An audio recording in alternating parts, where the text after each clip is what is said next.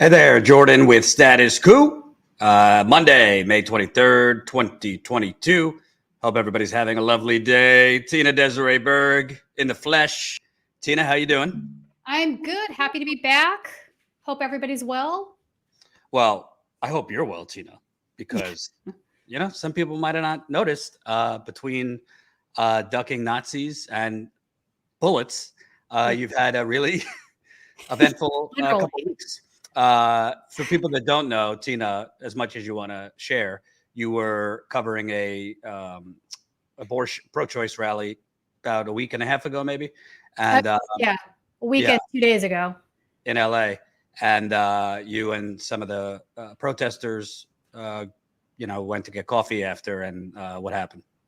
Yeah, it was actually me, two other journalists, and a handful of protesters had gone there as well. There was a place called Grand Central, which is a large, it's like an open air market. There's some restaurants in there. There's places where you can do shopping for gift items, etc. So it's like a giant open air market in the middle of downtown LA.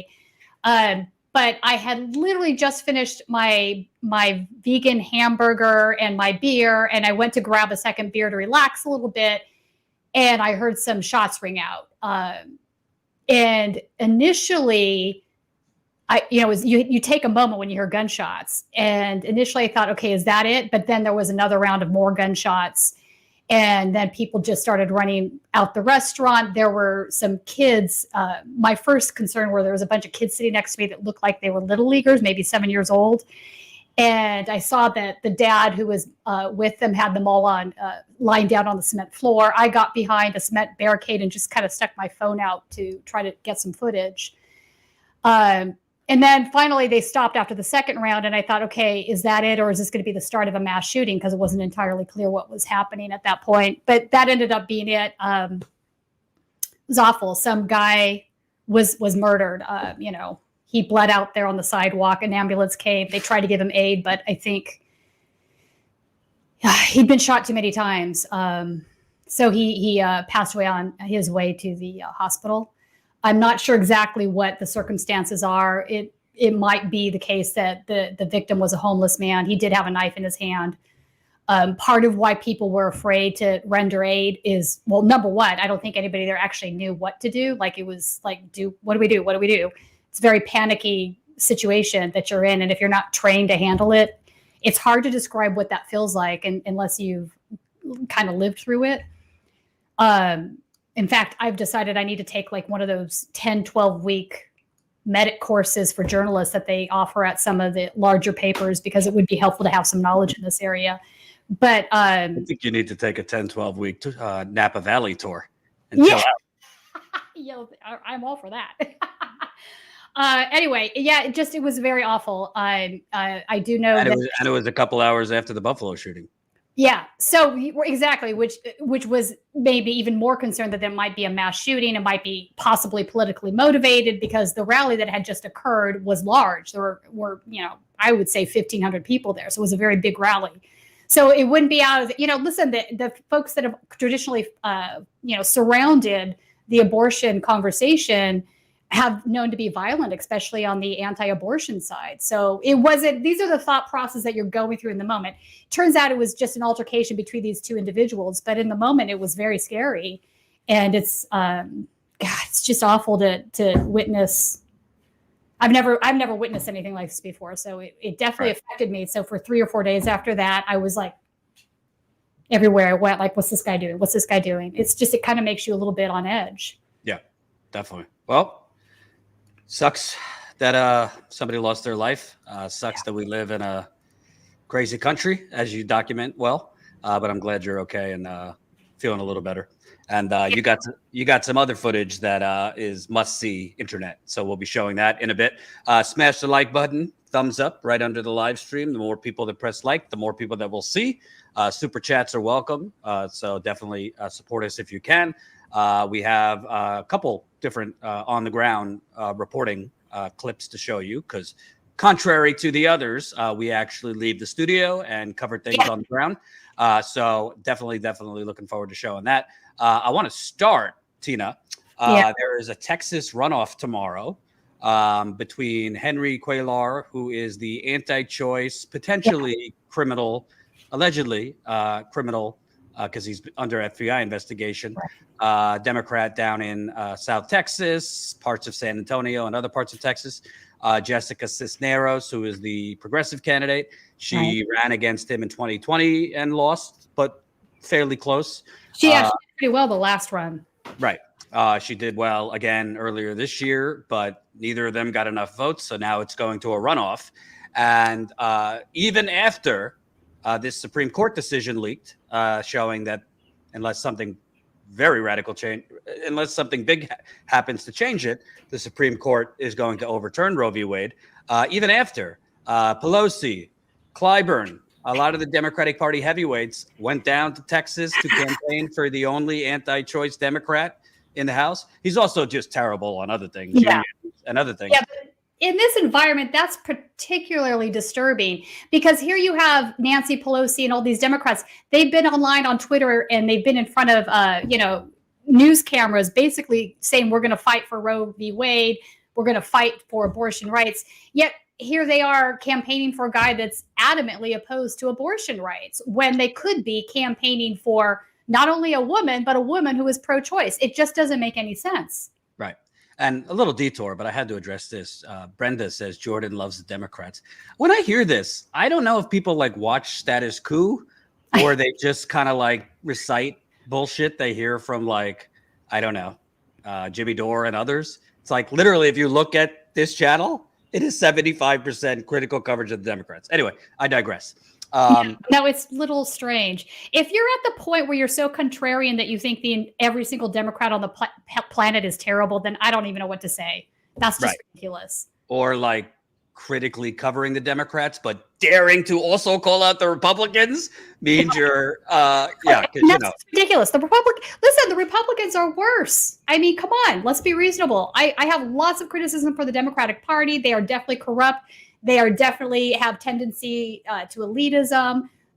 Half the party doesn't actually stand beside the words that they campaign on. That is all very much true. But the Republicans, are you kidding me? It's just bizarre, and we could talk about it more later. But it's just bizarre because it's bizarre to me. People literally just recite whatever their preferred YouTube host feeds to them. And it's just literally diarrhea of the mouth. I mean, whatever, you can say whatever you want. I could take criticism, but it's I even see people tweeting you never take on the squad. And it's I literally just, that's not true. I know. I literally just wait, you mean when I just called them out for voting for 40 billion to Ukraine and here's the tweet. It's just bizarro. People are so. Let's be honest. Glenn Greenwald trolling you for 8 hours last week over that was super bizarre. Oh, well, if that's another thing. I don't want to get too sidetracked, but it's another thing because it's literally people give Glenn Greenwald and people like Jimmy Dore a benefit of the doubt that they would never give to anyone else. Whenever you criticize either of them or others, lefties, it's always you're smearing them or you're taking them out of. Everybody's taken out of context. Right? Except you dare criticize. You dare criticize their preferred journalist or. Anyway, it's whatever. Bizarre. Yeah. But so on this race, which listen, if Cisneros wins, is it a good thing? Yes. Am I holding my breath that she's going to go in there and light up the world and play hardball? No. I don't know her politics that well. She seems like a good candidate. She seems like she stands with the issues for the right issues. I don't see her being much different than the squad members we have now that basically tweet nice things and once in a blue moon do something good, but are not willing to actually fight the Democratic establishment. So I'm not going to oversell it. But that if she wins, Jordan, on that note, if all of these individuals that we just named, right, Cisneros and members of the squad, et cetera, if they had won election as Green Party members or as independents, I actually wonder if these people would be as angry as they are just because they're Democrats. It seems to be that there's just an overwhelming amount of hatred towards the Democratic Party. Oh, yeah. For good reasons. Don't get me wrong, for good reasons. But that it gets diverted into these irrational manifestations that don't make sense anymore. it's unfortunate that we're at this place. And I partially blame the Democratic Party itself for how we got here, because they have failed to address the underlying issues now for year after year after year. And they keep making the same mistakes over and over again.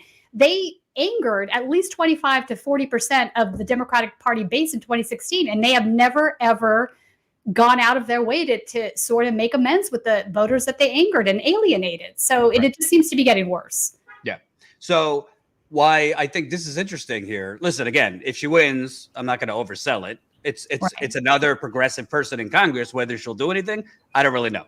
But what's interesting is I just said, you know what? I know that all these super PACs are coming in for Cuellar, including beloved Democratic Party super PACs that it's not, you know, oh, they don't coordinate. No, they do coordinate. They do coordinate. The Democratic establishment sends out the bat signal, and the super PACs, you know, start attacking the candidates that the establishment leadership wants them to. But I said, all right, Biden hasn't endorsed, but that doesn't mean Biden and allies of Biden are not somehow involved. So I just did a quick look in the Federal Election Commission database, and what do you know, Colin? If we could put up, it's a tweet, but the graphic I put in my tweet of the donations. Can you zoom into that? So American United put in for a major radio ad. One was for $67,500, I believe. Another one was $2,500. So overall, $70,000 2 days ago. Yeah, 2 days ago. So we're talking tomorrow's the election. So basically 4 days before the election, American United dumped in $70,000, not a small amount in a local Texas race. And I just looked into it. The treasurer of American United is a guy by the name of Jorge. Let me get his last name right. Hold on. Sorry, I had it. It's Jorge Nere. Thank you. Yeah. So I looked him up. He is a advisor to Joe Biden. According to him, a senior advisor to President Biden. If you looked on his he also was in the Obama administration too, right? Yes, he was. Looking at his LinkedIn, Hillary for America. He was the state director for Hillary in 2016. He was in the Obama administration. If we go to ABC News, if you have this, Colin, according to the official, the overall nominations team will be led by former White House Communications Director Jen Psaki, working with Senator Dick Durbin's floor director, who will oversee legislative strategy for nominations. Jorge Nere, former senior advisor to the campaign, will serve as the deputy outreach director for confirmations. And this is in Senate confirmations as Biden was entering office. So Nere, who worked for the Obama administration, then moved over to the Biden administration.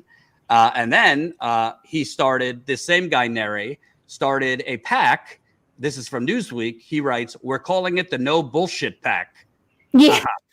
Who is known for his time in the Obama White House and helping to lead Clinton's Nevada operation to win in the 2016 primary. There's not a heavy board or staff. It's campaign people who get it. Blah, blah, blah. Should be noted, Chuck Rocha, who was the Latino whisperer for Bernie Sanders' campaign. Chuck Rocha is largely responsible. Bernie had something to do with it, but Chuck Rocha was the head of Bernie's Latino outreach. Chuck Rocha started the super PAC with this guy, Jorge Neri. To be clear, Chuck Rocha says he's not involved in this particular race, which is fine. But he does have a co-super PAC with this guy. The stated purpose of American United is to defend Latino congressmen. So technically under that umbrella. Jordan, what happens when there's two Latinos in the race? Exactly. And what happens when there's an unprecedented attack on women, privacy, their health care. We're just, he's a Latino, so we got to stick with him.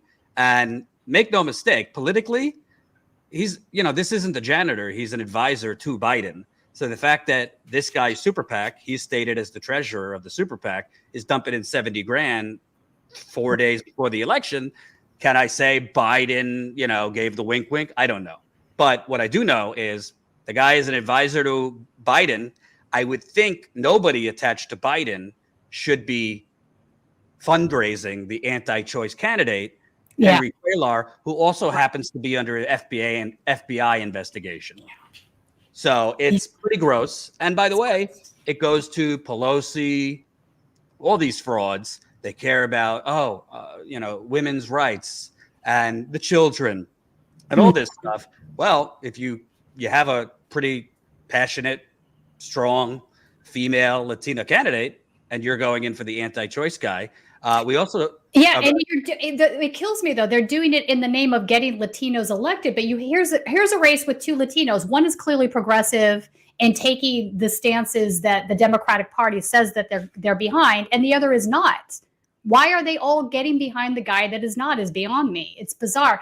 And in fact, I noticed on Twitter last week, Nancy was, obviously tweeting about Roe v. Wade and the environment, and she was getting just getting laid out over her support for Henry down there in Texas. And she just doesn't seem to see the problem. That's what kills me. Right. Absolutely. And smash the like button. We got 160 watching. We need more likes. So press that like button. But I got news for you. There's another thing that they're lying about, because we know the Democratic Party and their allies in the media like to push this bullshit. Only, a dinosaur, half senile guy like Joe Biden could win in the Rust Belt. Well, they're also pushing that only Henry Cuellar could beat the Republican in the general election. However, if you speak with people in Texas, that's not true. Gerrymandering, like in many other places, has basically made the primary the election. Jessica Cisneros would almost definitely win the general election against the Republican. Cuellar won by 20 points last time. So it just goes to show you, it's not really about winning. It's not particularly about the morality of it. Is Cuellar the deciding vote to not codify Roe v. Wade? No, but I don't know. You get a lot of money. The Democratic Party has been getting a shit ton of money from Emily's List over the years, from Planned Parenthood, other pro-choice women's groups. And Nancy Pelosi is going down there, and Clyburn, the Death Star. Yeah, Clyburn was down there too. Yeah, no, all of these groups, Planned Parenthood, Emily's List, etc., they need to start giving the Democratic Party pushback on this sort of thing. And maybe his vote won't be the deciding factor. But listen, the Democrats have had decades now to codify Roe v. Wade. Obama, in fact, campaigned on it. It hasn't been done. Why hasn't it been done? We should not even be in this position today that we are in. And I fully blame the Democratic Party for that, because they, time and time again, backburnered the issue because they never saw this day coming, even though they should have seen this day coming. Christian fascism has been coming into our conversation now. It started with Reagan, and I'd say it escalated in the last, decade, and particularly under Trump, obviously. But how did they not see this coming? It was obviously coming. This day was definitely going to come. Well, Pelosi said in a speech, it's not a top concern right now. This was a few years ago. Obama said it would be one of his top priorities when he got into office. Well, here's the frightful thing, Jordan. Even above and beyond Roe v. Wade, obviously as a woman, I think that this is a very important issue. But there is a bigger picture issue here that needs to be discussed. Alito's, if you read through his decision, it's very alarming because of legal precedents and what's built on top of that decision, right? It isn't necessarily only going to affect abortion rights. It's going to affect many other rights that have to do with invasion of privacy. And his opinion is sort of a roadmap on how that becomes law of the land, how all of these things change. And it's a very radical thing. Overturning decades of court precedents is radical, yet here we are. Well, what's amazing to me, and I was getting into it on Twitter earlier with someone, people are bitching, oh my God, because, these free speech heroes like Glenn Greenwald and Jimmy Dore are conspicuously quiet for a week, that Ron DeSantis banned protest. So it seems like not only did he ban protest, Ron DeSantis was trying to ban 43% of the math books in the state because he didn't like what they were saying. I mean, come on, this is so hypocritical. Let's just stick with that minor issue of banning protests. That small thing. Free speech absolutists and warriors who are the first to rightly go after Democrats when they're being censorious, when they're going against free speech. If it's a Republican, they don't want to upset the right wing part of their audience that they're cultivating. Yeah, why? So they're quiet as a mouse that Ron DeSantis is literally trying to ban protests in residential neighborhoods. Well, who would be protested in residential neighborhoods? Politicians. That's right. Politicians at homes, judges, etc. And it's just very interesting that on this one they're taking a nap. Policing, yeah. So all the peace policing that was coming from both sides. Also, the liberals were doing this last week. Like, oh no, you can't show up to their houses and protest, because of the Brett Kavanaugh protest that was outside of his house. And it's like, the First Amendment is what it is. You absolutely can go protest in front of an official's house. Now, if you try to do something violent or you try to break in, obviously you're passing out of First Amendment rights at that point. Right. But I mean, if they don't understand why people are that angry that they're showing up at people's houses to begin with, but they lost the plot. But the amazing thing to me is these whiny Republicans are bitching about these people being harassed, and their children, their children are there, and their privacy. Wait a minute. So old white men's privacy is paramount, but these old white men literally stripping the privacy from you, Tina. That's right. And women. That's just the price of doing business. Yeah, it's insane. The hypocrisy is insane. I mean, listen, is it unpleasant to be protested at your house? Probably. I think it's more. Yeah, I think it's more unpleasant to literally enforce your Christian fundamentalism on women. Others. Right. So here's the thing, Christian fundamentalists. If you don't want to have an abortion, don't have one. Nobody is forcing you to do that. But the fact of the matter is you want to scream my liberty, my freedom, while absolutely infringing on other people's freedoms and liberties. It's absolutely astronomically fucked up. Yes, you're right. Dee Barker, you're right. They're not all white. You got Clarence Thomas and Alito. Fair. Yeah. Good point. But I want to also show Lewis, who's been doing some freelance work for us. He's also been growing our TikTok. So for the kids out there, if you're on TikTok, follow Status Coup on the TikTok. We're already at 15,000 followers on the TikTok. I still don't know how to use it, but Lewis Lewis has been growing it for us. We got some clips that have like 150,000 views. So Colin, what are we on TikTok? At Status Coup? Yes. At Status Coup on TikTok. Anyway, so Lewis, who's been growing our TikTok, but also lives down there in Texas, he was at a pro-choice rally about a week or so ago, and he interviewed Congressman Lloyd Doggett. Lloyd Doggett represents parts of San Antonio. And I mean, he basically just asked him, you're at a pro-choice rally, you endorsing Cisneros, you endorsing the anti-choice Cuellar. Let's look at this Doggett dodge. Yeah. Primary elections coming up here in Texas, we need to show voters that we're ready to stand behind pro-choice candidates. Yes. I'm curious where you stand on the current race in South Texas with Jessica Cisneros versus Henry Cuellar. We've currently seen House Democrats and House Democrat leadership supporting Cuellar at this point. I'm just curious where you are in that race and if you're willing to kind of give some insight. I have not endorsed a candidate in the race. Okay. There was an overwhelming vote for Jessica in the part of San Antonio that I represented. I am watching the race with great interest. And I think it's unfortunate that some of my colleagues got involved in the race. Gotcha.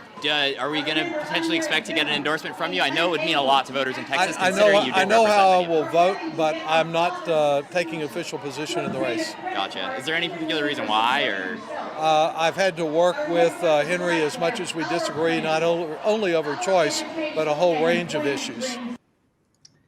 Oh boy, I don't know, Doggett. He's probably just your run-of-the-mill corporate corrupt Democrat, but you're literally at an pro-choice rally.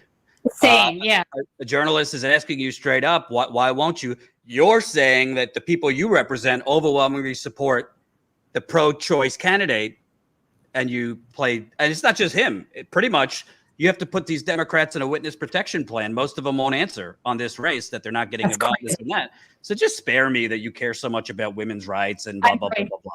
I mean, it's ridiculous. Absolutely. It is ridiculous. It's totally ridiculous. And before go ahead. You. Well, I was just going to say, I interviewed Karen Bass at our pro-choice rally that we had, and her answers were fundamentally 100% the opposite. I don't know if you guys wanted to play that clip. Do we have that clip, Colin? Karen Bass. I don't know if I have that specifically.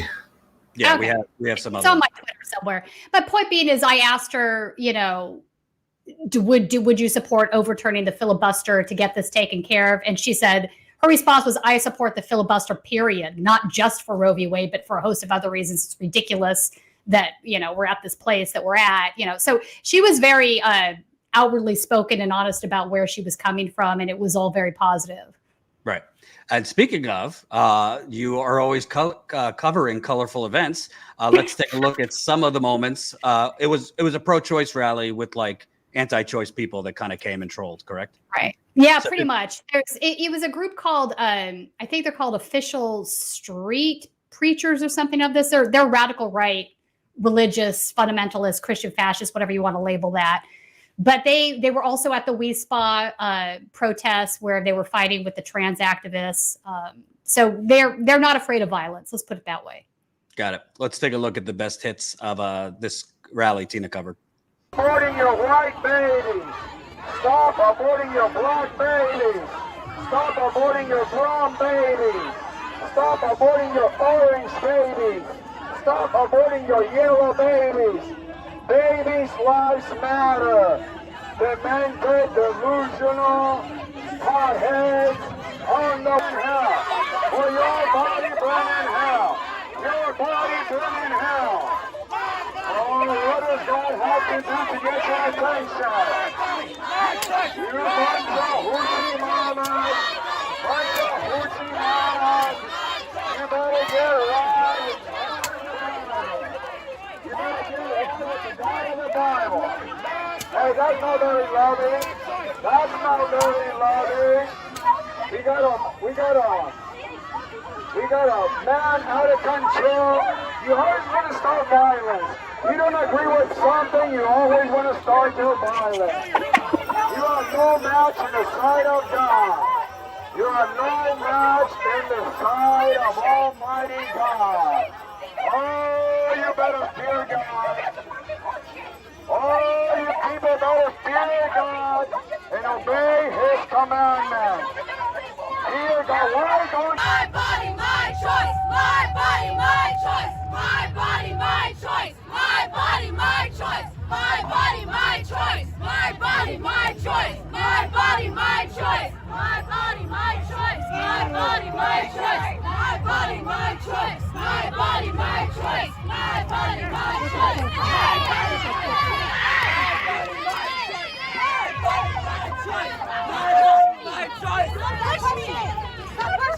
What are you guys doing?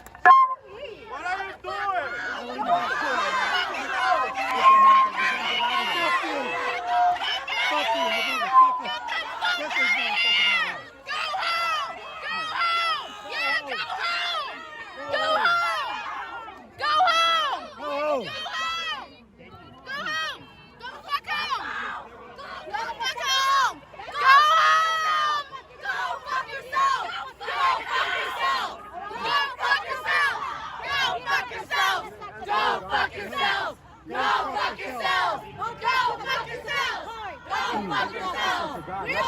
So can you describe what was going on there? Yeah, so while we had all of these various politicians up on the main stage, this was the rally that was Bans Off Our Bodies that was sponsored by Women's March. So they had corresponding rallies in Washington, D.C. I think there was one down in Texas somewhere and a couple other locations. So these were all going on at the same time. So while all of these politicians, some celebrities, et cetera, were on the stage giving their speeches, abortion rights activists were giving speeches, these guys showed up on the side of the stage and were just creating commotion, for about an hour and a half. I noticed when they first showed up that I recognized a few of the faces and I knew that they had been at the We Spa protest. And so it was kind of bizarre to me that guy was saying, you guys always resort to violence. And I'm like, yeah, you guys do too. I mean, come on now. So, again, it's just these guys, they just have a really distorted worldview. And I think, the way he was framing right before, and I wish I had been filming right before he said that stop aborting black babies, he was actually saying some incredibly racist stuff. And I think he noticed that what he was saying because he was saying that abortion was about aborting, black babies. Like he was using that sort of right-wing talking point and elaborating on it. And I think he realized that what he was saying was incredibly racist. So then he started saying, stop aborting yellow babies, stop aborting white babies. So he sort of started adding to that. My favorite was orange babies. Orange, yeah. That was interesting. it was wacky. So, and then when they were chased out of the rally, finally, I had been waiting for somebody to just walk up to the guy and pop him one. I thought it would be a woman, because he was calling women whores. He was calling them hoochie mamas. He was, all kinds of derogatory. This one woman said to him, you don't get to tell me what I get to do. And he goes, yes, I do. I'm a man. I get to tell you exactly what you need to do. Incredibly misogynistic stuff. Yeah. But, as they were chased out, the girl ran up and which was really funny, she started tweaking, which will never not be hilarious to me. But after she was tweaking in front of him as a joke, his friend actually, and I wish I'd gotten this on camera, you can kind of see part of it on the side of the video, but he grabbed her breast.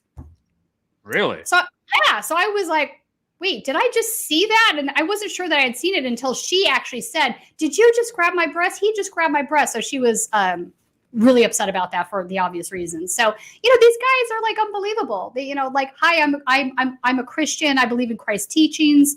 And yet this is what I'm going to do instead. It's, it's like that Gandhi quote, I love your Christ, but I dislike your Christians because your Christians are so unlike your Christ. I don't think they hear themselves. They're just so full of hate. They're so full of judgment, and they think they're the righteous ones. They believe that what they're saying is 100% moral, 100% righteous, the way things should be, and that they're the correct, their viewpoint's the correct one. And it's very extreme.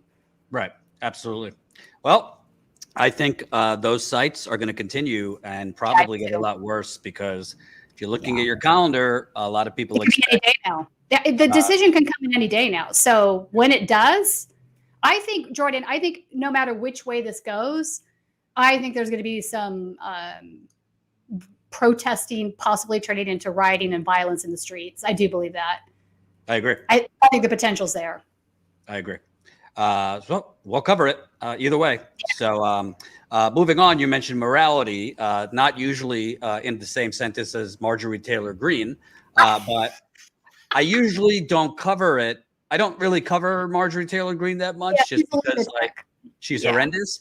But she's horrendous. I give her a mic. I feel you. But it's now. I mean, I'm sorry. These people that are claiming that she's anti-war, I just need to stop.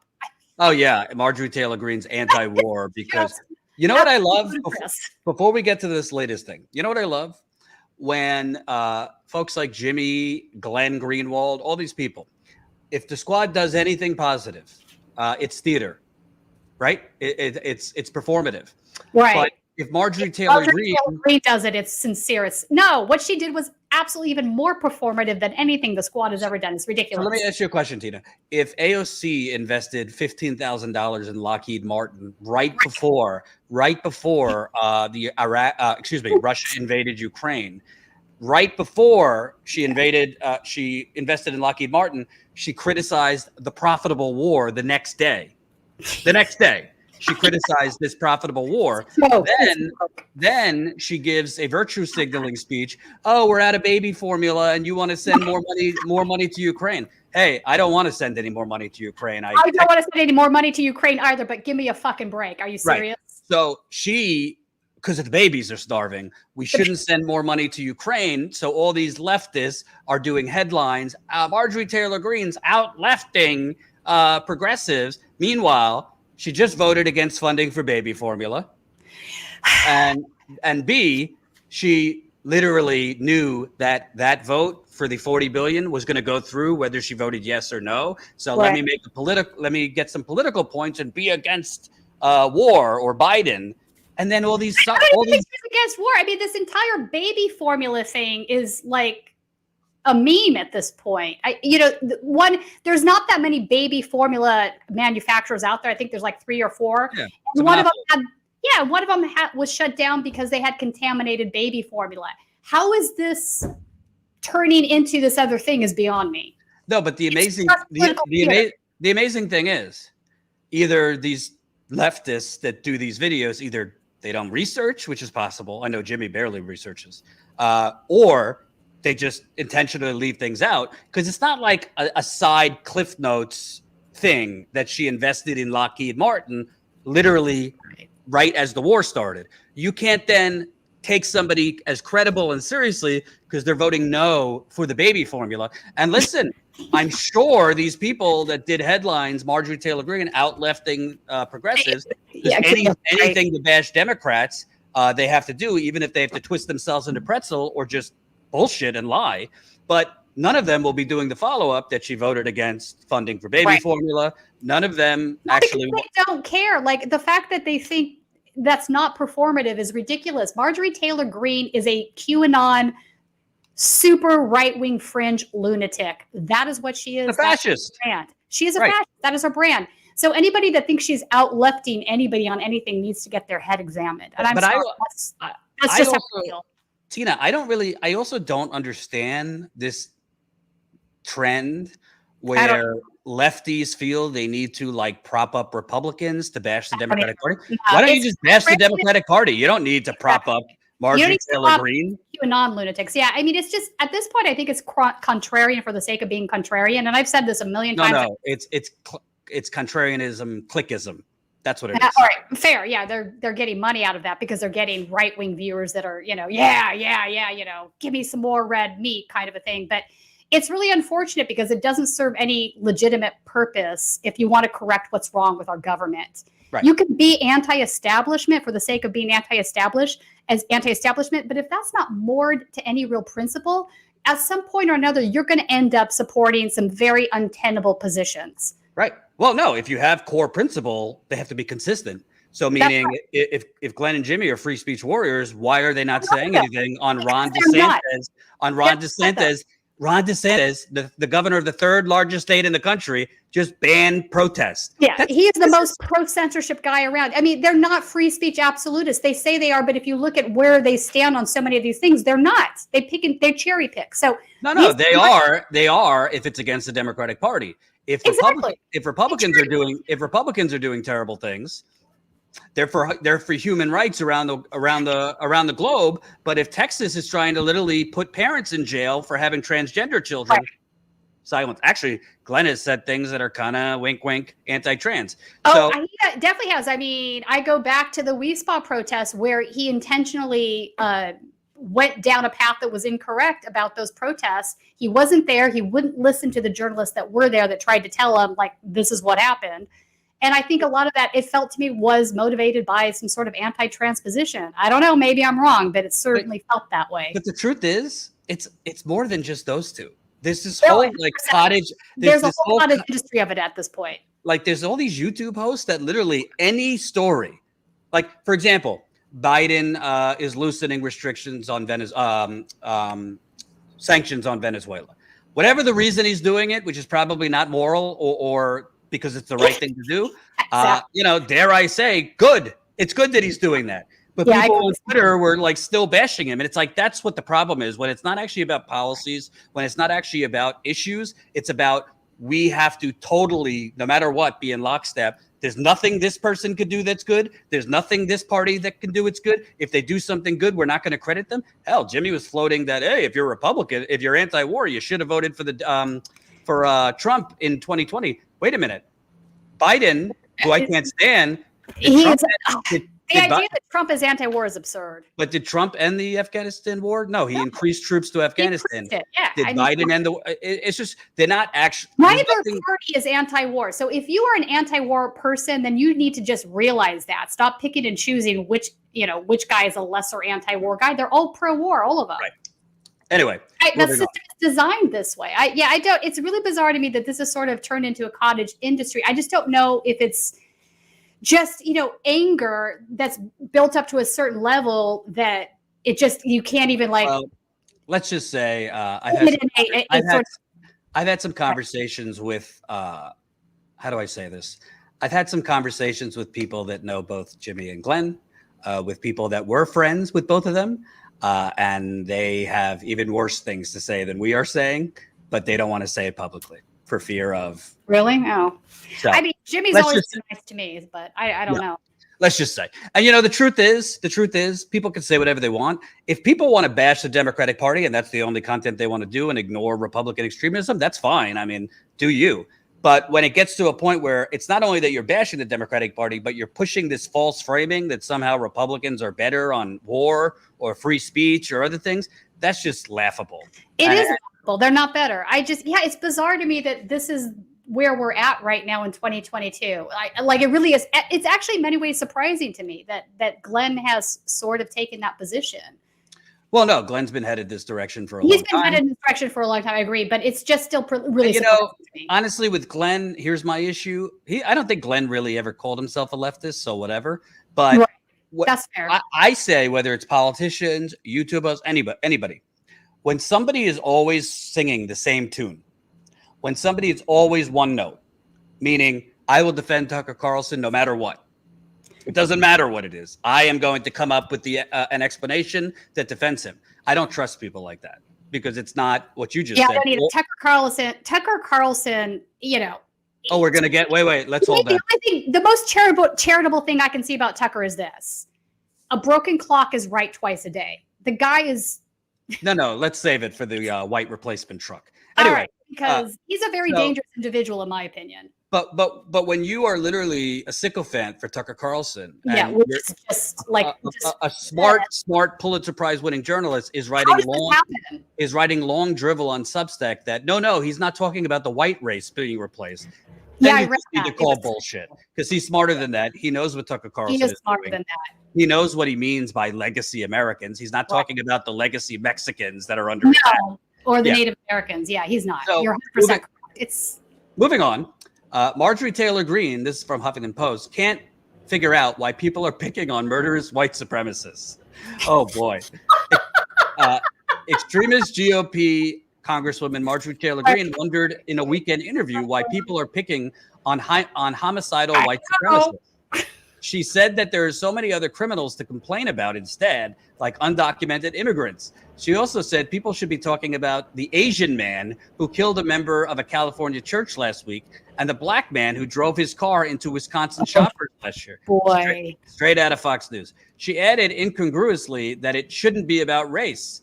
Greene made the comments as she attacked Congressman Gerald Nadler, who's a corrupt motherfucker himself, for railing last week in the House against the avowed white supremacists suspected in the mass shooting in Buffalo. Why is there a, quote, target on white supremacists? Greene asked in an interview from her car. Oh, we have it. Let's, Colin, can we play this? It's in the article. It's wild. Let's hear what she had to say.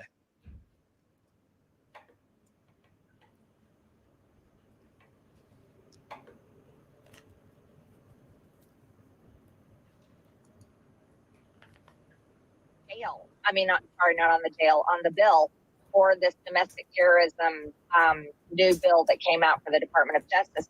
And Jerry Nadler was on the House floor and he was talking about white supremacy and he was bringing up the terrible shooting that happened in New York, but totally ignoring the shooting that happened in California that I think involved an Asian man that was the shooter, totally ignoring the guy that drove his car, black man that drove his car for a Christmas parade, killing people and was a racist himself, completely ignoring the black man that did the New York subway shooting. These people are all guilty of these crimes, and it's not about race. It shouldn't be about race, but they're clearly racist as well. So white supremacy shouldn't be the main target. We should be more concerned about the illegal invasion at the border, the crime happening every single day on our streets, and especially in cities like Chicago. We should go after criminals that break the law and not pursue people based on their skin color and how they vote. But that's what the Democrats want to do. Yeah, that seems so I don't even know where to start. First of all, hang on. Can we start with the fact that the Orange County shooter, I want to talk about that for a second because I just don't know if people know this. So David Cho, I think is his name. His roommate, I have photos of his roommate with members of White Lives Matter. His roommate is absolutely 100% a neo-Nazi. So yes, he might be Asian, but that doesn't mean that he can't possibly be part of a white supremacy circle. And I don't know why some people find that so hard to accept. It's not crazy to see that. We do see it. He also, by the way, he also didn't believe that Taiwan should be independent from China. So, which, by the way, Biden just declared that he's going to launch World War III with China over Taiwan. I did a video on that earlier, but that's he said we'll get involved if China invades, which is crazy. Anyway, so the Buffalo shooter wrote in his manifesto that he specifically wanted to kill black people. Yeah. So that's slightly different. Yeah, that's slightly different than an Asian, a politically motivated shooting because he doesn't want Taiwan to be separate. I mean, they're both awful. But one person specifically drove over 3 hours to target black people, which is not the exception. There's been an increase of hate crimes under Trump since 2016. Black hate crimes, Jewish hate crimes, Asian hate crimes against Asian people. So she knows what she's doing. She knows she's just trying to throw out red herrings because this is what extremist Republicans do. They say you're racist if you make it about race. That's racist. No. And it's just frustrating to me because she's using one superficial thing, phenotypical trademark of skin color as a definition for everything that she's saying there. When some of these situations are far more complex, right-wing extremism is what ties all of this together, whether it's neo-fascism, neo-nationalism. There's a reason that David Chow was hanging out with a White Lives Matter neo-Nazi and living with him. There's a reason that was happening. You can't tell me that they weren't discussing where their political beliefs unite together. Well, it's also, we should share that, small detail that Marjorie Taylor Greene spoke at a white nationalist conference. Oh, she 100% did. She was. Wait, I just want to show it. Fuentes. Yeah, America First, Nick Fuentes. Yeah, so Congressman Marjorie Taylor Greene on Sunday downplayed her attendance and speaking slot at a fringe right-wing conference with ties to white nationalists. Greene was in Orlando speaking at the Conservative Political Action Conference, was also a surprise guest miles away at the America First Political Action Conference with Nick Fuentes. Tell them who Nick Fuentes is. Nick Fuentes is a neo-Nazi. He's the founder of this movement called Groyper, but they're legitimately 100% neo-Nazis. They're not shying away from that at all. So, and people need to understand, I'm not calling randos who are slightly racist Nazis. I'm calling people that are actually Nazis. Okay, so when I say that, I do mean that. These are guys that are associated with Goyim TV, White Lives Matter.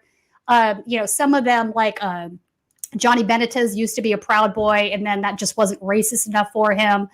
Robert Weldon is another one. He used to be a Proud Boy, but now he's part of running this White Lives Matter. He's one of the guys that I confronted on the overpass when I asked him what Proud Boys weren't racist enough for you. Notice he had no response to that. So, but these guys are incredibly radicalized.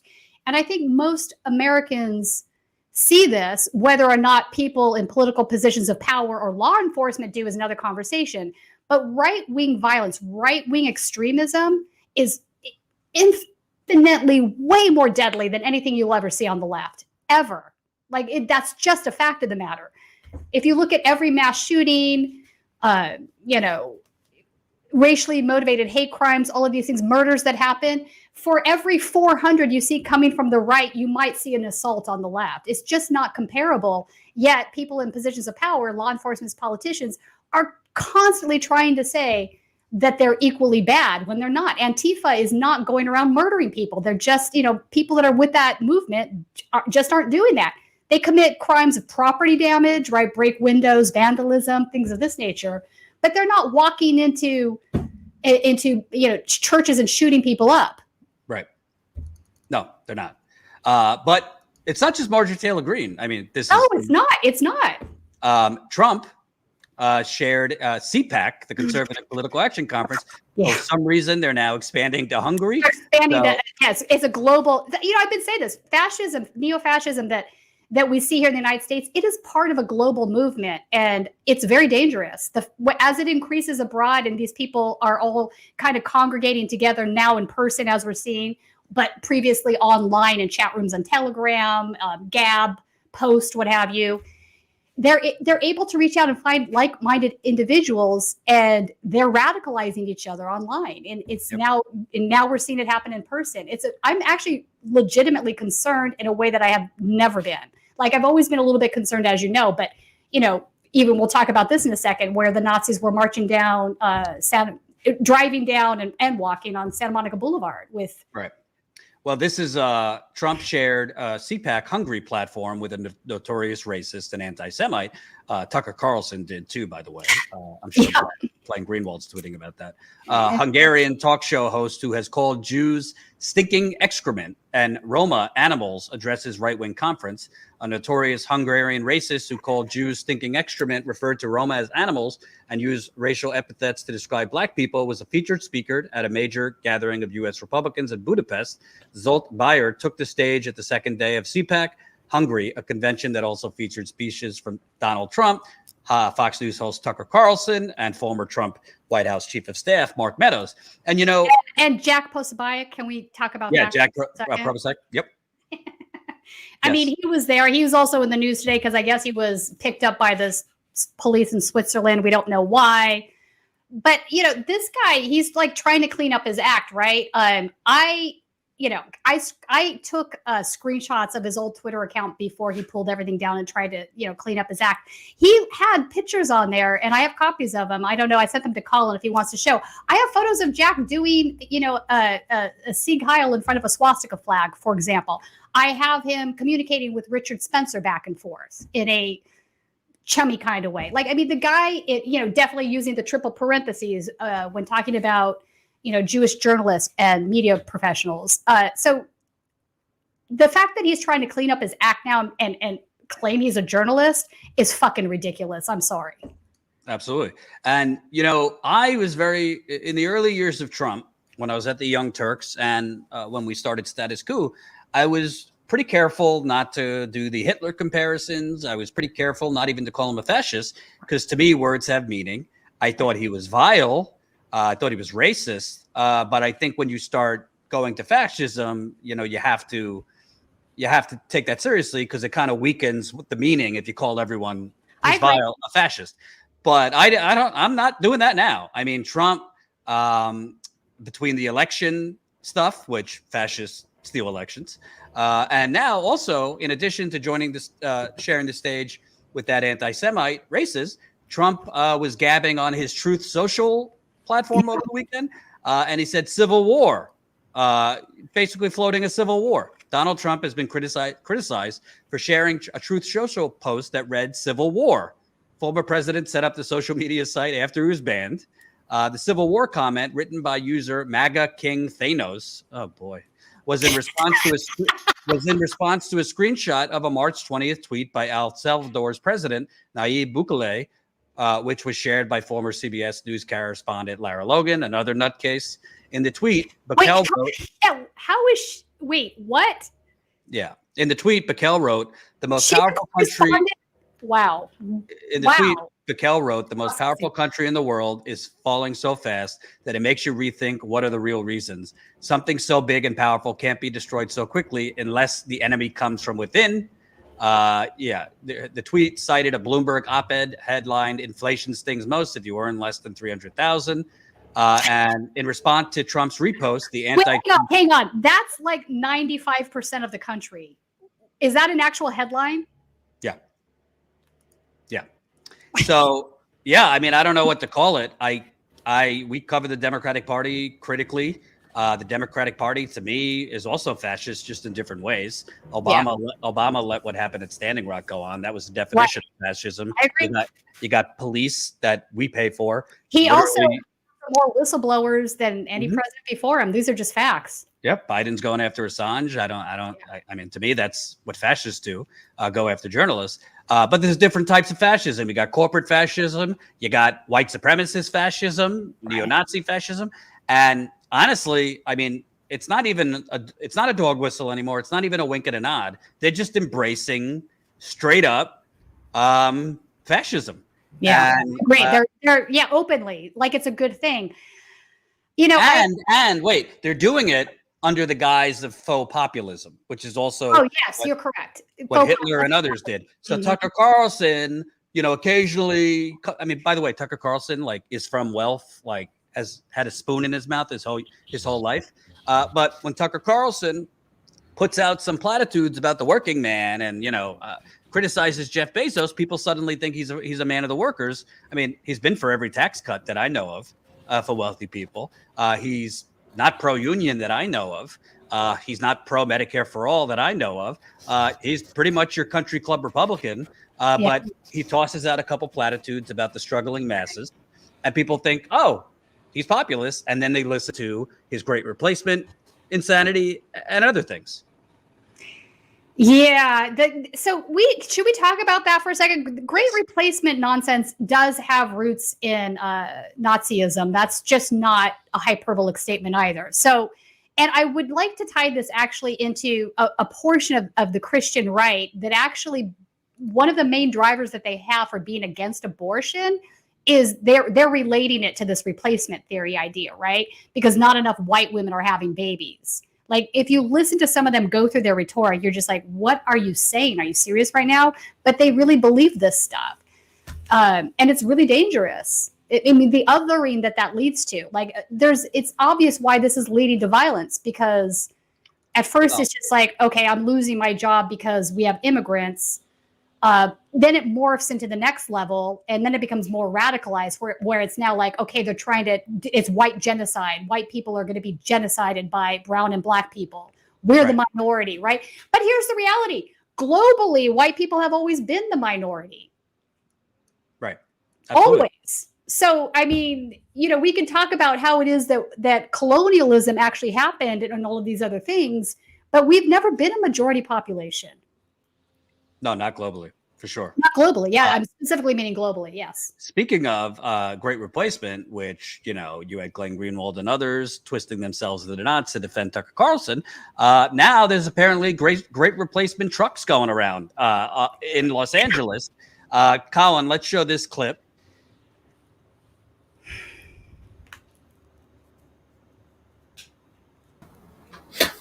I don't know if I have that clip. 1 second, I put it in the doc.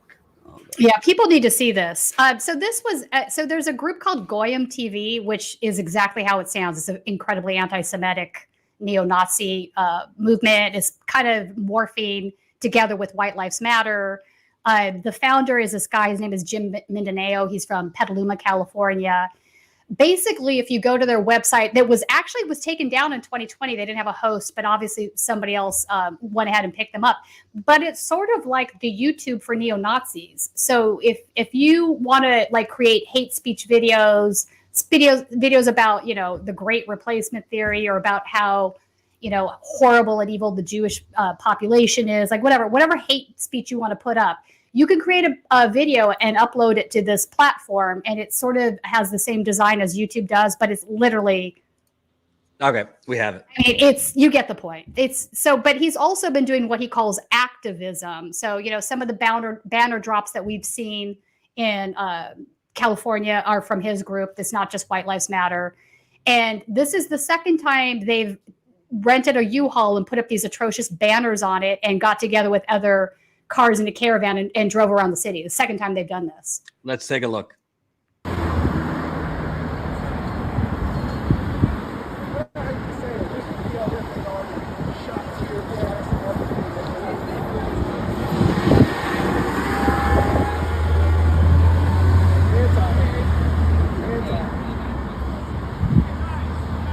So the guy in the black shirt that just got out, that's the black sun symbol for the Nazis.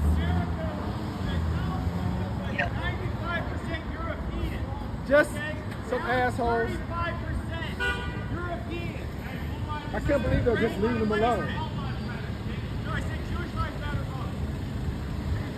He had a hat on with the Jewish pearls down the side. Yeah, so they're making fun of Jewish people, making fun of gay people.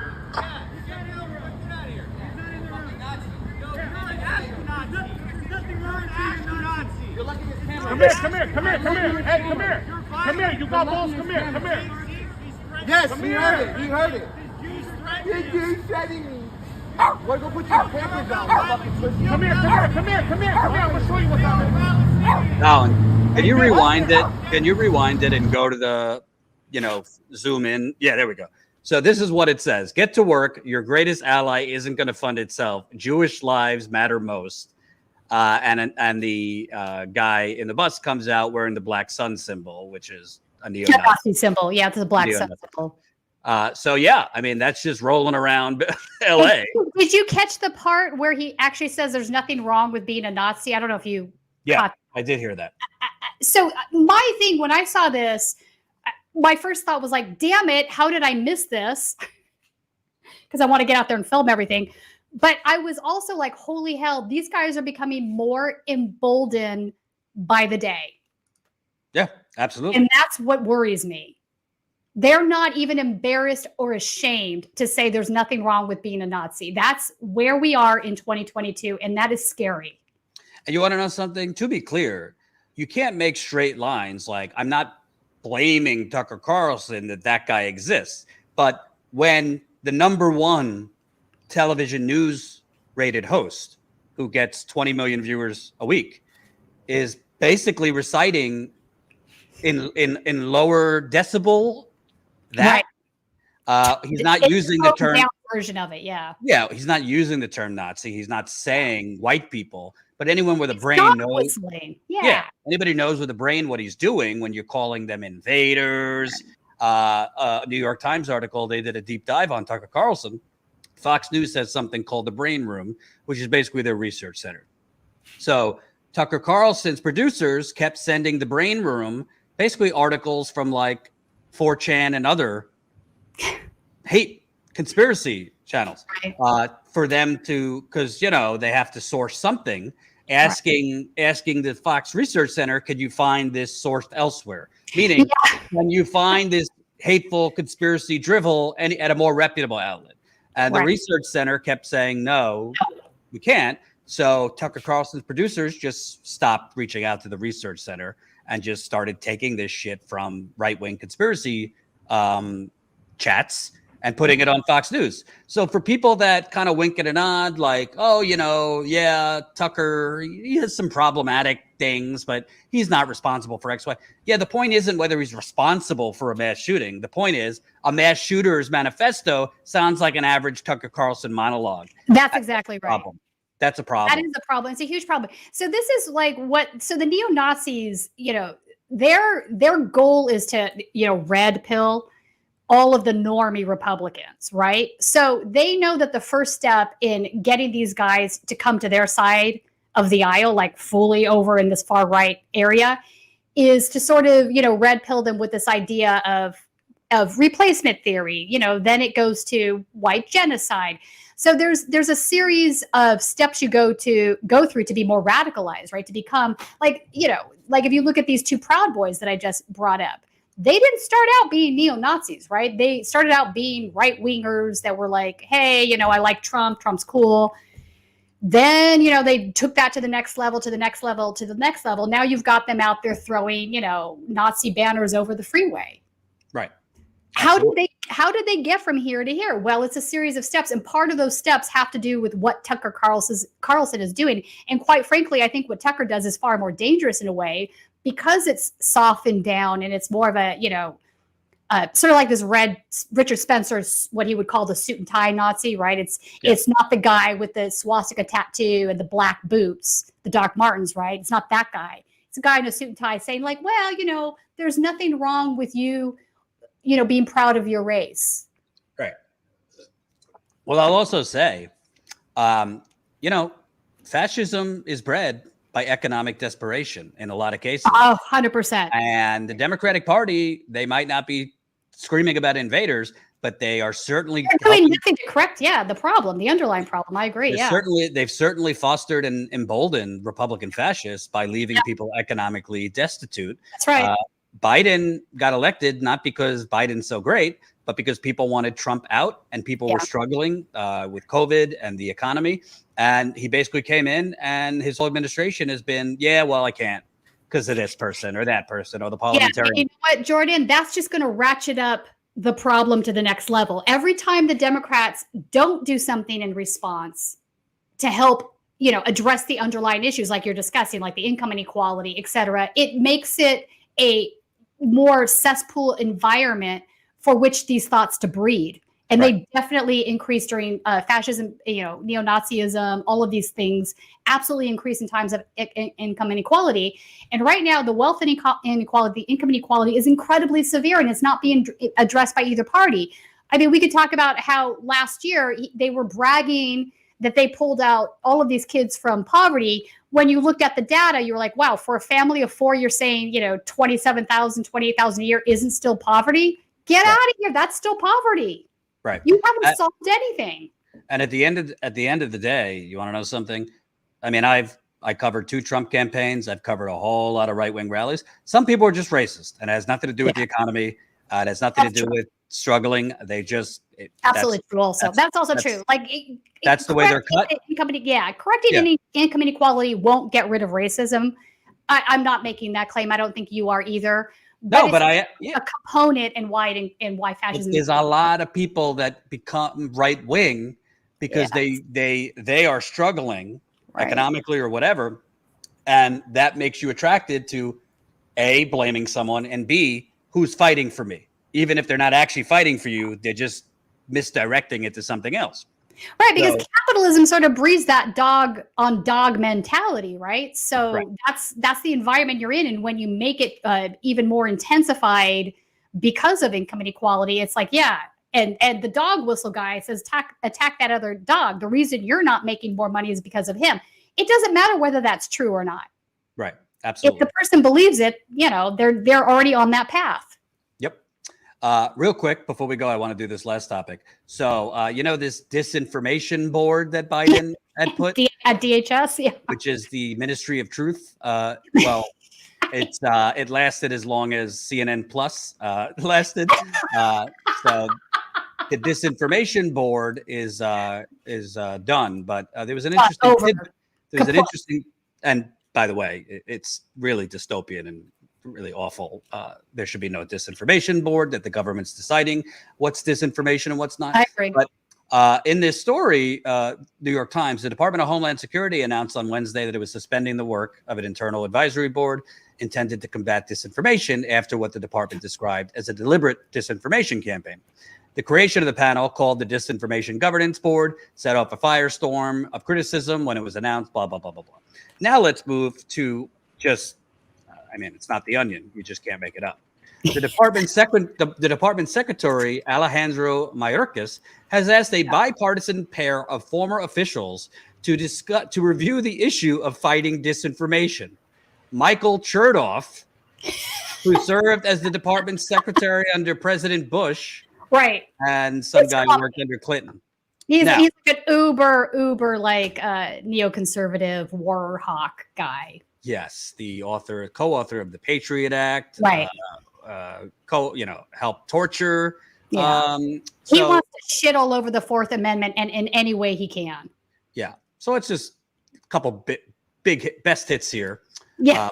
Michael Chertoff, that Nation article is not going to click. All right. Chertoff and the Patriot Act. This is from Forbes. Author of the Patriot Act, government backdoors into iPhones are unnecessary. Michael Chertoff, co-author of the Patriot Act, a set of laws that provided the U.S. government with broad surveillance powers in the wake of 9/11, is unashamedly proud of what he built.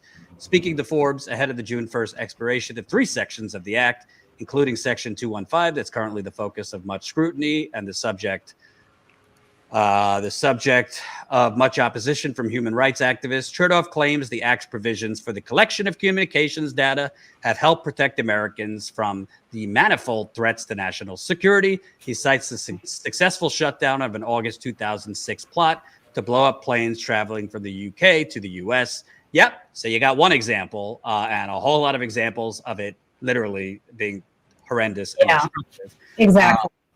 He's also joined the board of BAE Systems. Chairman of the board, Honorable Michael Chertoff, is joining the U.S.-based subsidiary of BAE Systems. BAE Systems, for those of you that don't know, was forced to pay $400 million in criminal penalties. This is from the Department of Justice. BAE Systems pled guilty today in the U.S. District of Columbia to conspiring to defraud the United States by impairing and impeding its lawful functions, to make false statements about its Foreign Corrupt Practices Act compliance program, and to violate the Arms Export Control Act and international traffic arms. So they were illegally trafficking, which is shocking. There's plenty of people doing that. It's so on brand for anybody associated with the Bush administration, though, you know? Right. And then lastly, the Chertoff, when called out in 2008, encouraged people not to jump ship of the Iraq War. So this is Chertoff encourages audience to continue support for the Iraq War. Quote, recognized that Churchill's skepticism against the global optimism driven by wishful thinking was a very courageous step. Oh boy. Simply put, this is how ideological fanatics view the world, whether it's Hitler or Stalin, bin Laden or President Ahmadinejad of Iran. For every fanatic, weakness is provocation, and that's why we have to remain strong. So this is the guy, after getting rid of the disinformation, whatever, the Ministry of Truth, they want him to do a review of disinformation. Your thoughts? It's sheer comedy. It's sheer comedy. Like, how is this even happening? So many parts of the Patriot Act, from the NSA down, were basically a destruction of the Fourth Amendment. And this is just a continuation of that. I just don't understand how you have both parties now coming to this place. I flash back to like 2004, and I remember the Democratic Party being like, no, this stuff isn't okay, even though they all voted for the Patriot Act. And they were like, no, we're going to overturn that. But it's just been perpetual lip service when both parties actually fundamentally embrace, the security state to the point where it destroys the Fourth Amendment and oftentimes also destroys the First Amendment. So, the fact that they would even put something about the Ministry of Truth at DHS to begin with. Why is it at DHS, like Department of Homeland Security? I mean, this is also, for folks that don't know, that was created by the Bush administration as well. We didn't used to have a DHS. That was part of the security apparatus that became into fruition after 9/11, right? So these were all the responses. But honestly, 9/11 in many ways was used as, in my opinion, as an excuse to just expand the security state. I think that they wanted to do that anyway. So just my 2 cents, but I just think it's absolutely ridiculous that they're putting like this guy in charge of doing what now? Reviewing disinformation in America. It's like, it's comical. I mean, it's just sheer comedy. Wow. Yeah. Yep. So that's what you have. You got the Democratic Party basically pushing for the anti-choice candidate while the Supreme Court's about to gut abortion rights. Then you have Marjorie Taylor Greene crying, pity the white supremacists, and Biden administration appointing a Bush war criminal to do a thorough review on disinformation. Yeah, that's what we got. The United Corporations of America. Scary. It's all scary. All of these things would have been considered incredibly extreme positions even 20 years ago. It's wild that this stuff has been so normalized in 2022 that. Absolutely. How else do you put this? It's been normalized. It's, and I remember complaining about this stuff, in 2004 and having people like liberals say to me, no, we got to protect ourselves. It's security. It's important. I'm like, you're really willing to give up your First and Fourth Amendment rights in pursuit of what? Stopping another 9/11 when this possibly wouldn't even do that? Like, there's no guarantee that that's going to happen. But I'll tell you what will happen. They'll use the FISA courts to attack protesters, journalists, anybody that criticizes anything they don't like. You go down the list, right? And that's exactly what's happened. Also, if Biden wants to continue looking into disinformation, he could start with his lies during the campaign on civil rights.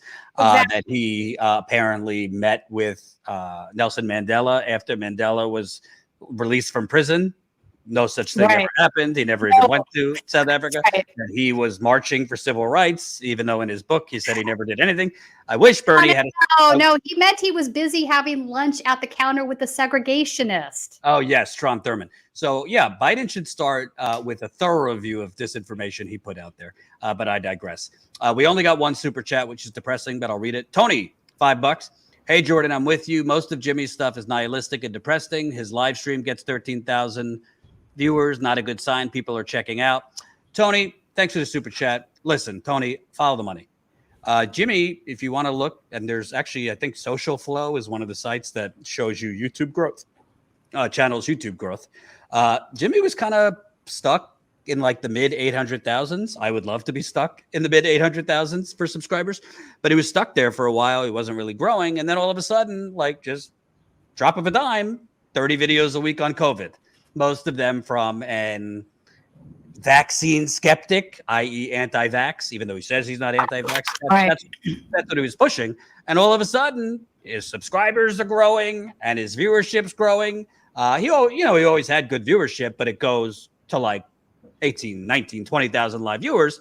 And then the few videos he did on actually progressive topics didn't do so well. So is it that his audience is growing so much, or is his audience growing with right-wing viewers? That doesn't mean he doesn't. I think it's growing with right-wing viewers. I also think what's interesting to me about this is the fact that that is happening. This tells me that there is a tremendous amount of people that feel nihilist out there.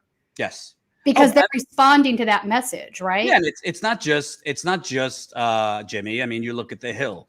When Crystal and Sagard left the Hill's Rising show, it wasn't doing so hot. Then they bring Kim Iverson on, who does a lot of the same. She's a lunatic, but she has zero commitment to veracity. I don't mind saying that publicly. It's frightful to me that they would. No, but the point is, platform. They're doing the same kind of content. There's a huge audience for anti-vax, anti-mandate, anti-anything COVID. COVID's not real. Right, but it doesn't belong on a news site is my point. Right.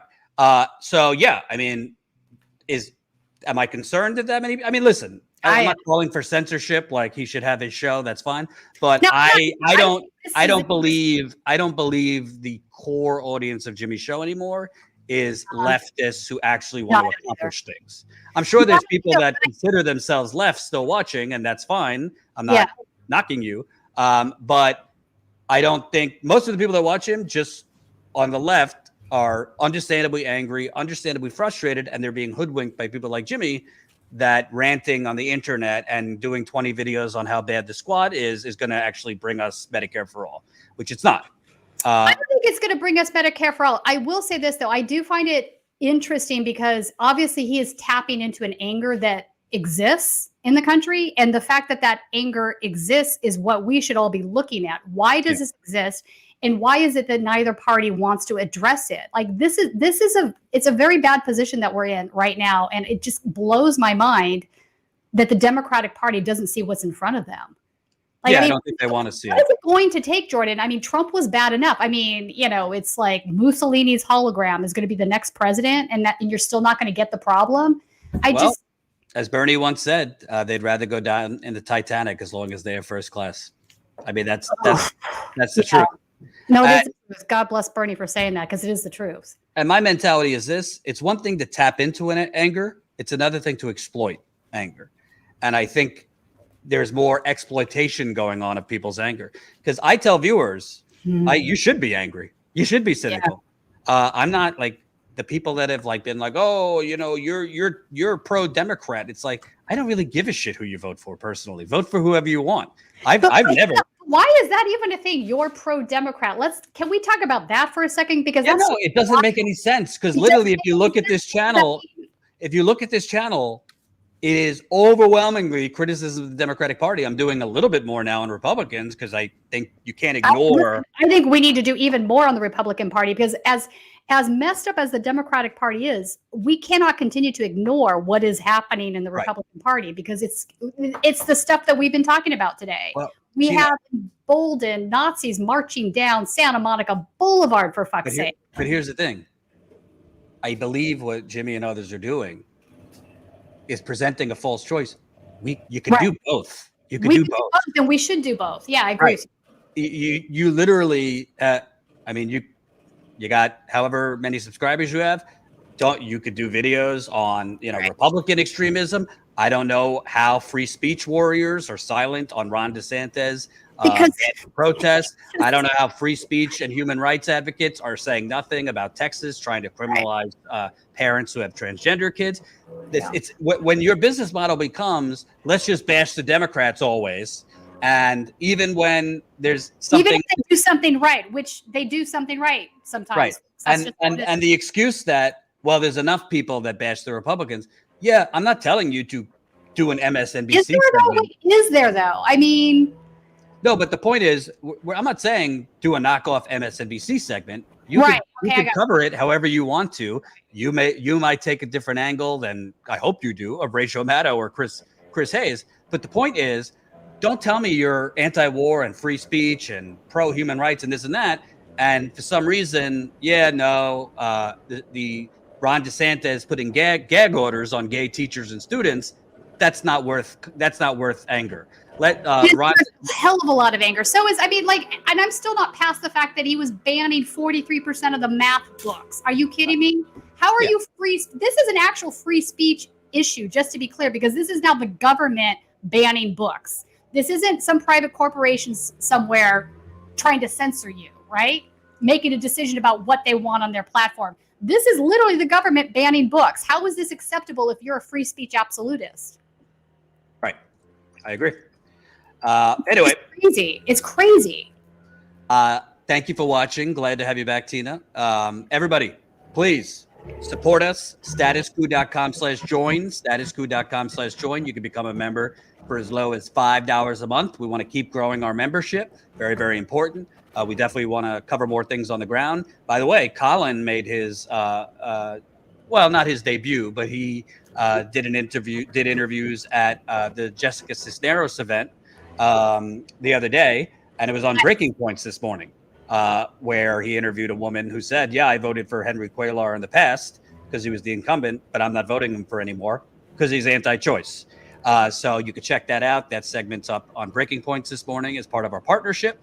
But definitely support us, StatusCoup.com/join. We want to cover more stuff. We're not trying to go to sleep this summer. We want to get out there, cover more elections, more union organizing, strikes that are popping up, and other things. So definitely. We didn't have time to talk about it, but the stripper strike, I think this is really. Oh, you're right. You know what? No, we could squeeze that in. Let's talk about the stripper strike.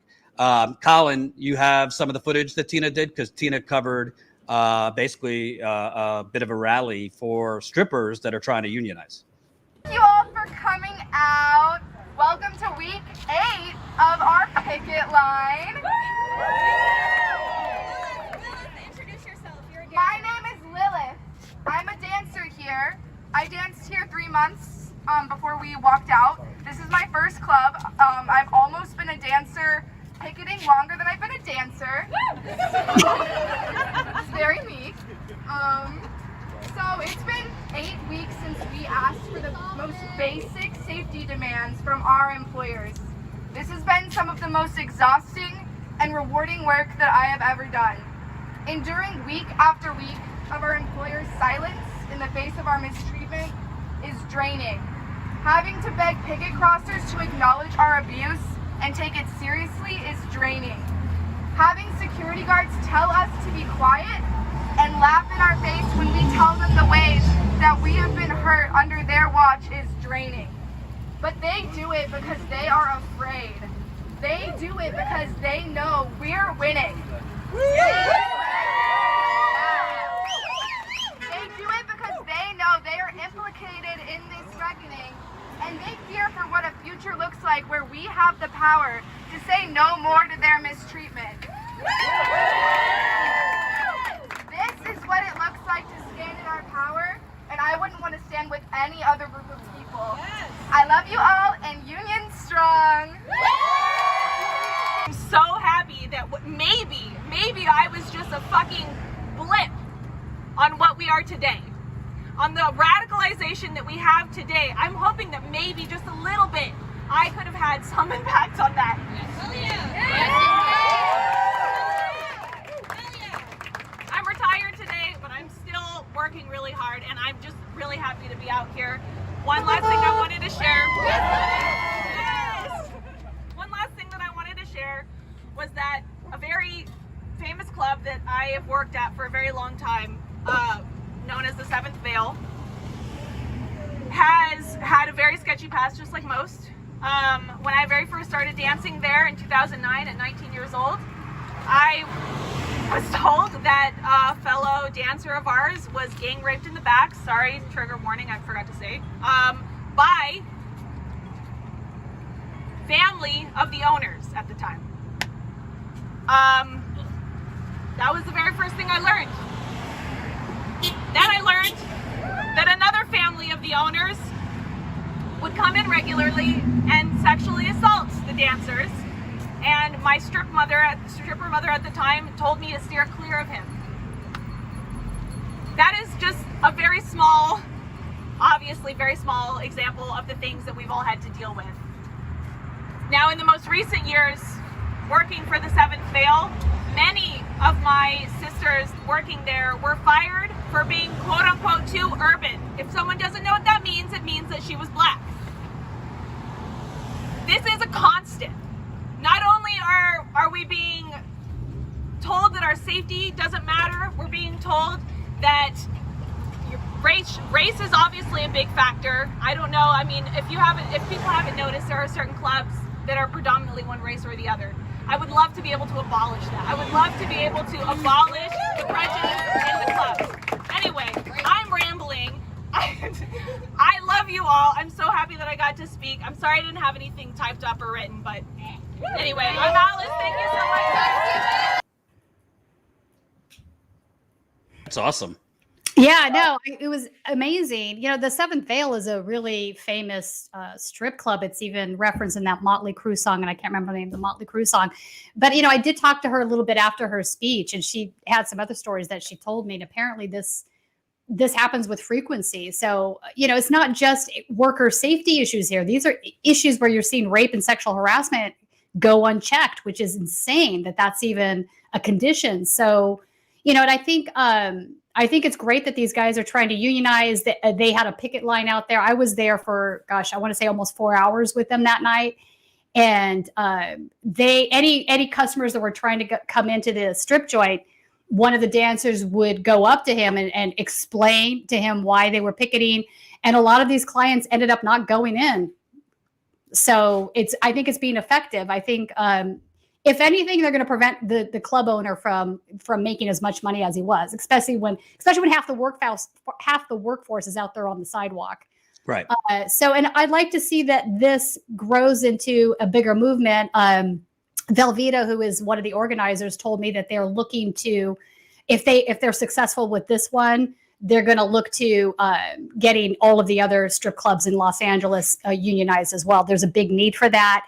And a lot of the other strippers that were there in front of that picket line don't work at that club, but they came out to support them because they also want to see their clubs unionized. So I'm glad to see that there's this just an amazing rebirth of the workers' rights movement in the country. And I think to me, this is the most positive thing that we see happening in this news cycle is unionization, that the workers' rights are coming back and that people are willing to fight for a better paycheck and better work safety and all of these things, because they know neither party is going to give them that, no matter the lip service that they hear from politicians. They see it for what it is. So they're out there trying to do that for themselves. And I think it's really positive. Yeah, and I also think, not that I frequented strip clubs a lot in my youth. You know, I went to college in Tampa, kind of strip club capital of America. Anyway, you know, there are a good proportion of strippers that are putting themselves through college by stripping. So there's a lot of connections to women choosing this line of work, which there's nothing wrong with it. And you know, the college scam, student loan scam, coming from abusive relationships. There's a whole lot of other side things. So I'm glad to see that they're doing this. It's well known that club owners steal their tips, among other things. Well, yeah. So Jordan, I didn't know this. This blew my mind. The club owner is taking currently 50%. 50% of all of their lap dance tips. Right. That's insane. 50% for what? Exactly. And by the way, I will share this. So I was on my belated bachelor party a couple months ago. I didn't have a bachelor party in 2020 because of COVID. So my brothers put it together for me belatedly. My wife was thrilled with it after, you know, us being married, me going on a bachelor party. Anyway, whatever. We go to a strip club, and one of the women was wearing a mask because, you know, COVID's still a thing. Yeah, I don't blame her. We haven't even got into it. I mean, it's spreading like wildfire now, and the media just doesn't care. The Democratic Party doesn't care. You know, long COVID's getting worse and worse. But anyway, and some of the, you know, men there wouldn't give her money because, like, the culture war even comes to the strip club. Wow. So the stripper that was wearing a mask wasn't doing as well. So Wow. there's other concerns like COVID in a strip club. It's usually a small area. It's hot. No ventilation. Exactly. So no, that's great to see. I hope that movement gets bigger. You're everywhere. I love that More Perfect Union was there getting some filmed, so they're going to do a piece on it, which is great. I did ask one of the strippers about how this affects the overall labor movement. Why should they get support from other unions? And I thought she had this great response because her thing was like, well, because, listen, just there's been this sort of cultural viewpoint of what we do as a living that has sort of a moral tinge to it. And she said, we want to remove that moral tinge. When we come to work, what we're doing is coming to work. To us, this isn't about morality. It's about, us providing a service that's needed, and we get paid for that service. And she said, I don't feel badly about that. I don't see myself as being less than for it. And, and I think she's right about that. But that's also sort of a cultural shift that we've seen in the last, 20 years. Because if you go back to like the 80s, the 90s, there was definitely this misogynistic, patriarchal viewpoint of women, not just at strip clubs or that, did Playboy or whatever else, but really across the board, right? Even other women had a tendency to view women through a patriarchal lens, right? So, I'm going to judge this other woman based on how men tell me I'm supposed to perceive this. Sort of this like, whore versus angel kind of mentality. So I think it's a positive thing that there has been a cultural shift on how that's, observed. Like, there might be some folks out there, obviously, Christian fascists see this as immoral, but I don't think it's predominantly viewed that way at this point anymore. And I did see on the picket line with these ladies, there were definitely IATSE members, which is the big, that's the Hollywood Union for gaffers, grips, what have you. There were a couple Teamsters there in support. So there was definitely broad support here from other aspects of labor, and it was good to see that. Absolutely. So yeah, I hope we can continue covering that. Strippers United. I love it. Thank you everybody for watching. Thank you, Tina. We got another one. And AIM, $5. I'm sorry times are tough for me, but I love and appreciate this channel. Please keep fighting. I love Steve too. Thank you. Appreciate you supporting us, and I hope times get better for you. And we'll be back at it tomorrow, 5 o'clock Eastern time. Thank you, Tina, and we'll talk to you tomorrow.